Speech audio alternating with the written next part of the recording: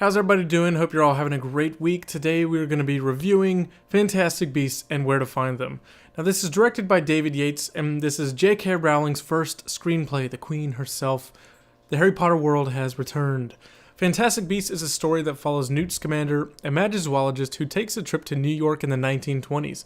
Now, being someone who trades and takes care of magical creatures, he really couldn't have chosen a worse time to visit the USA, who's currently dealing with its own problems as a beast is causing havoc in the magical and no-mage communities alike. Something that was so refreshing about this movie is that we actually got to see what it's like for adult wizards, what it's like in the real world with them using spells, how liberal they are or aren't with using things in front of muggles and no-mages, and I was afraid that this movie would lose its charm because I do love all 8 of the Harry Potter movies to varying degrees. But there's no denying that, like, a big thing is that they have this charm and magic to them. And when you take the world of Harry Potter and you bring it in a setting of the USA as opposed to the UK and Hogwarts, I was worried that we would lose that charm. But thankfully we didn't, thanks to J.K. Rowling, who I think did a fantastic, no pun intended, fantastic job on her first screenplay. Now, albeit the first 20 minutes were a little bumpy because it was a rather fast-paced introduction, world building, letting us know how everything is in this world, and we're getting a great introduction to Newt Scamander, who has a suitcase full of magical creatures, and he's chasing around a Niffler, which is a little mole creature that gets out. He's chasing it around New York. He goes into a bank to try and find it, and he runs into our no-mage character that we're going to be following, Jacob Kowalski, who's played by Don Fogler, and that leads to a little suitcase mix-up, and that is eventually how the creatures get out of Newt's case, diving us into the plot. Now, J.K. did a great job of showing us the history at this, and David Yates. No small thanks to David Yates, who did the last 4 or 5 Harry Potter movies. So he is no stranger whatsoever to the world of Harry Potter, and working with this magical setting, working with J.K. Rowling. So big thanks to both of them. They did a great job at setting up the history of the magical community in the 1920s with Grindelwald, starting up the wizarding wars over in the UK and the backlash that's causing over in the USA. And something I found a little funny was that the Magical Congress, even in the 20s, is far more uptight than the Ministry of Magic in the 90s. They're really big with wanting wand permits. You have to have that. You have to have your passport checked and everything before getting in. And they're super uptight and paranoid about starting another war or just starting a war with the no-mages, with the muggles. And most of that is going on with these attacks going around in the city right now in the 20s. Tensions are high with everything that's going on. There's this creature, this monster doing something all around the city. And we have a group of people called the Second Salemers, which are trying to lead basically a second big witch hunt in the USA.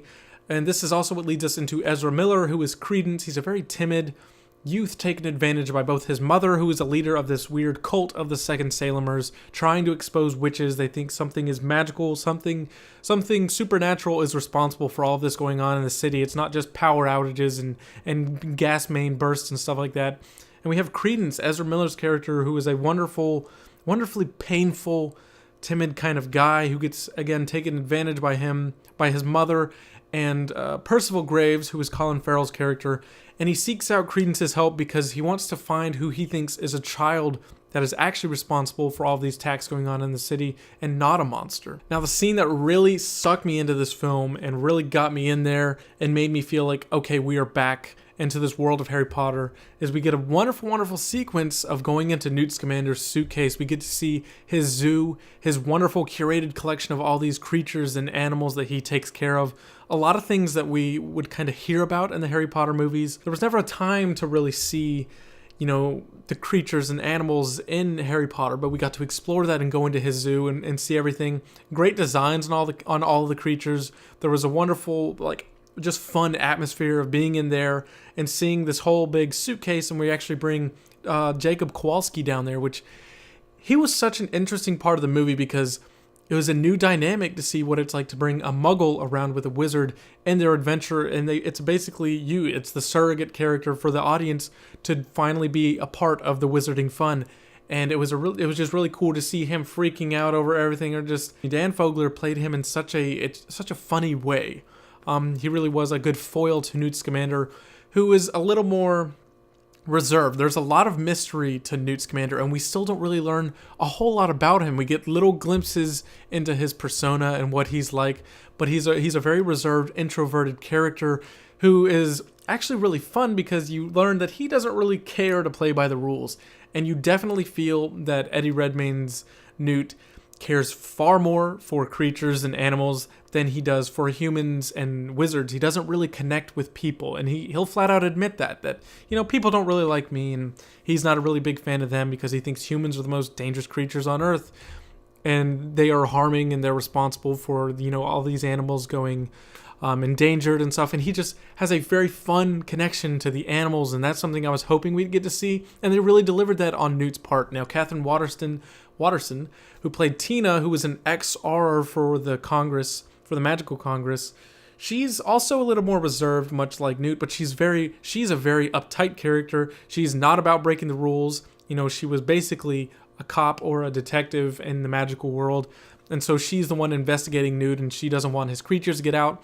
And they end up having a very fun dynamic of this guy who really doesn't give a crap if he breaks the rules versus Tina, who is really all about playing by the rules. And along with them too, we have a lot of fun with Queenie Goldstein, her sister, and Jacob, just a muggle and a witch, kind of sparking a romance throughout the film. That was also something new that we got to have, made for a lot of great moments.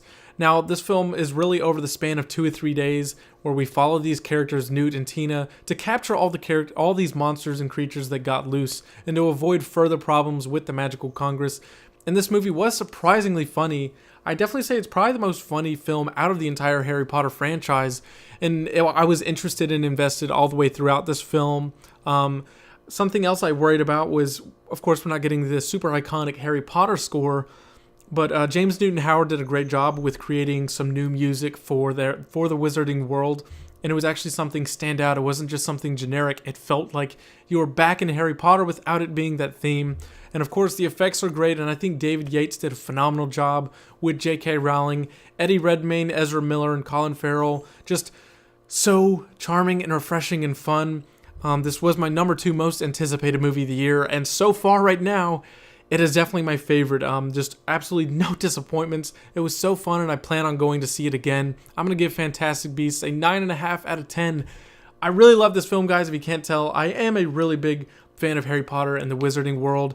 So is there that bias there? Yeah, but like I said, I wasn't sure what to expect in this film because it seemed, at least in the trailers, it's like we're taking you back to the world of Harry Potter, and they really, really have to play up that you might not know what this is, but this is actually related to Harry Potter, and I was worried that would be too much of that going on, but it's a very strong film that stands on its own, that doesn't really have to rely on any of that. There are little things that refer to like some other characters like Dumbledore or a Lestrange name drop in the film, but it's not beating you over the head that hey, remember Harry Potter, that might be coming somehow, but it doesn't really do that. It's a strong film that stands on its own.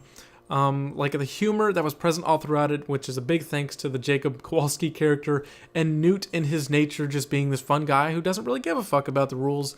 You definitely have to check this out if you haven't.